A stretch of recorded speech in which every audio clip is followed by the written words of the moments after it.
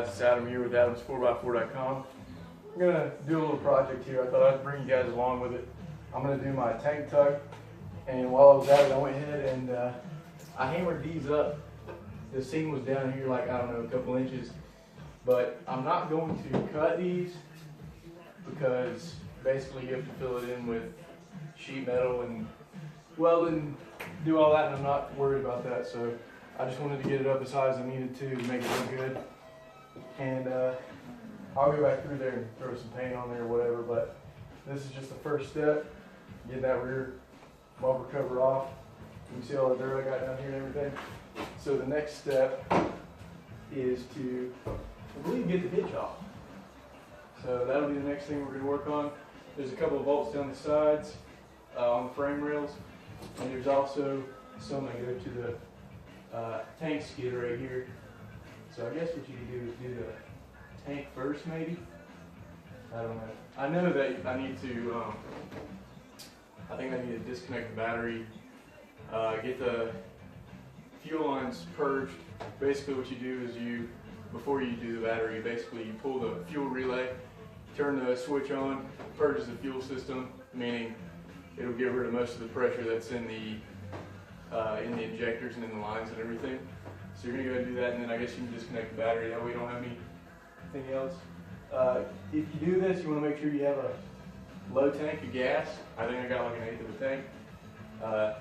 Every gallon's like 8-9 pounds, so if you got 20 gallons in there, it's going to suck to let down. So this is the first part. I'm going to start working on getting the hitch off of here, and we'll see what we got to do from there. All right, a little update here. I got the hitch off and the last bolt that held this thing on, so this skid plate is now resting on my jack as well as the gas tank.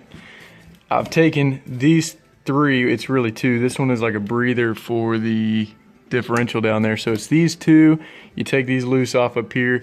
I thought that you had to take something off with these, so I took this off, but I guess not. I don't know. So I'm gonna clean this up and put it back in. Check it for any cracks or anything. Let's see. Somebody said something about the fuel. Let's see. The fuel filter up there, that you had to disconnect the brackets to that. So I went ahead and did that as well. There's 3 lines going to it. Fuel lines. So then I guess that's the next step. So I need to disconnect those. Then essentially, I guess besides like the electronics for the fuel pump, which is this right here, so I'll disconnect that right there. The tank and the skid should effectively be able to come out. You got to remove the carpet at least on one side. This side over here. Here is your fuel filler neck hole thingy, and a lot of people like to go through the frame rail with these, like to go back in. I've also seen a couple of other people come up and over, extend this thing and come across or whatever, like make a little box, bring this thing over, and then since your tank's going to be in here, you just make a little box. I'm going to do the same thing that Christopher DeSanti did on his, which was like cut the whole thing out in here and then do 3x3 plate of like 16 gauge sheet metal. Put it in there, either weld it in there or just Bondo it or whatever you're gonna do, like body seam sealer, and just seam seal it in here. You don't have to worry about getting this ring in here and then leaving this and shit. So you're gonna have your cover thing over top of it anyway, so it don't really matter. You just got to get some thin metal.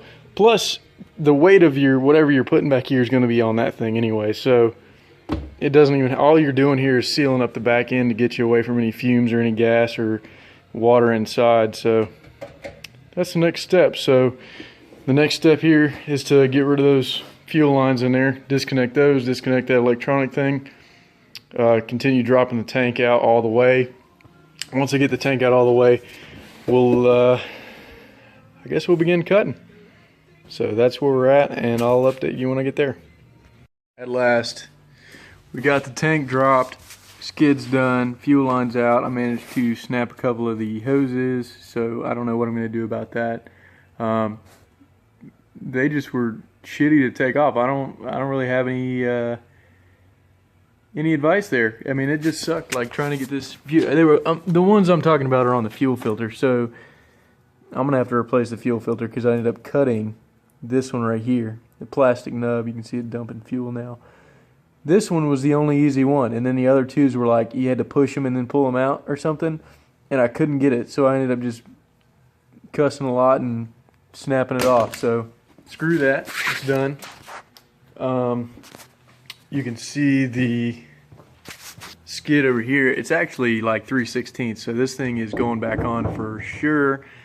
I think what I'm gonna do is this. I'm gonna measure the depth of this like up to its closest point. So it's gonna be the deepest to here.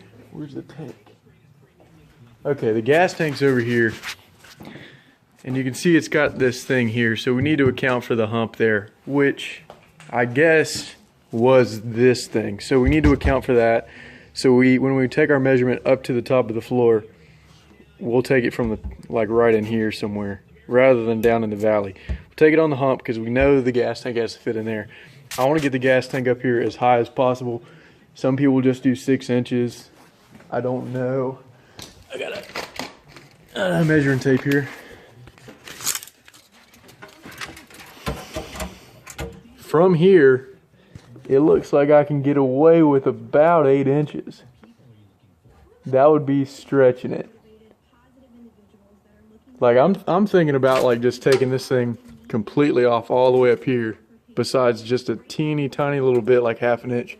So I would say we could get like a bar or something and put across there and really figure it out how shallow I'm going to make this thing. But right now, if I were to look at this, this is exactly where I would want that gas tank to be. So I want the gas tank to sit exactly as high as that wheel well is right there. So this right here is awesome. It's almost 9 inches of clearance, 10 inches of clearance, because the gas tank was like all the way down here.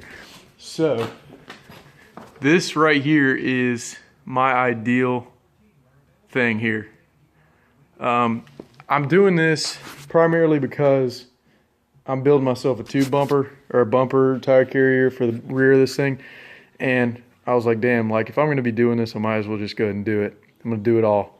I got tonight through Sunday. That gives me like 3 nights to work, Friday, Saturday. I got tomorrow night, Saturday. I can do it all day Sunday. So another thing that I've been thinking about is sitting here pondering what I'm gonna do, how I'm gonna mount this thing, because this right here is as high up as it's gonna be. It's tucked so close, it don't hardly stick out any from the tail lights. And I'm just gonna have a hard time trying to do this without losing ground clearance, because you bolt the bracket for your bumper that you build on the bottom, and then it's going to come out here, and I don't want my bumper to start this low. I want it to be up here. I want this to be the bumper. So I'm going to have to design and engineer some sort of bracket. We may end up cutting these holes out, like cutting up here. I know we're probably going to have to cut the bottom out down here somewhere. I want to leave as much of this as I possibly can, because this is still part of the structure, part of the unibody. So we want to leave as much as we can without affecting it. Maybe chop in right in here somewhere. Figure something out. And it's the way it's going to be. Not for everybody else, because when I do my plate rear bumpers, it's going to be super user friendly, just like the front ones I have, where you just are going to bolt this thing on. This back portion is probably going to come down to here. But for my case, I wheel this thing a lot, and I'm not really willing to give it up, you know, as far as this approach angle, because this thing is awesome. This is how they shoot. This is almost like a Cherokee. You see how high that is? This right here is how I want to keep it, because it's so high. I mean, like your approach angle, that's, I mean, I know it's still, you know, like, I don't know, 2 or 3 feet from the tire to the tail, probably 2 feet. It looks like 3 feet in person, but I mean, that's awesome right there compared to what it was. Like, if you look at your own stock bumper, I mean, that thing was all the way down here. So we've gained all this stuff, and I'm just trying to keep it up there because if I'm going to do it, we're going to do it big, and we're going to do it right. So we got a lot of ground clearance, and I'm not willing to lose that. So we're going to keep pushing on. It's getting pretty late here. So, So I don't really know what I'm going to do left for tonight.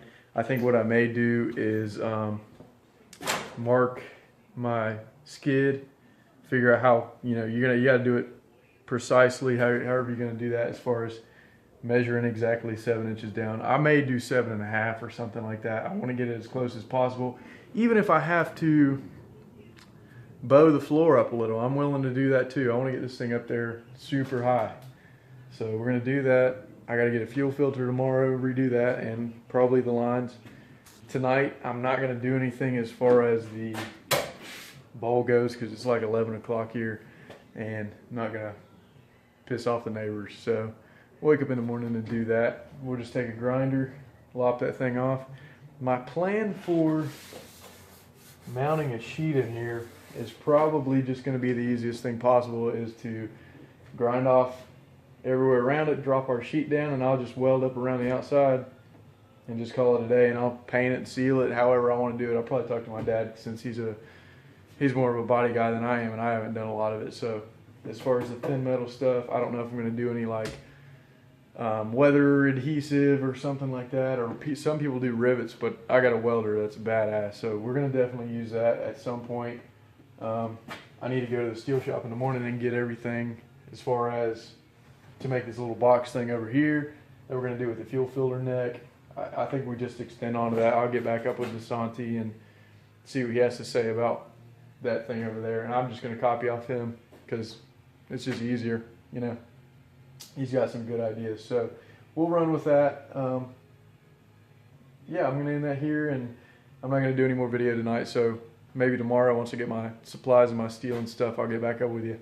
See you then.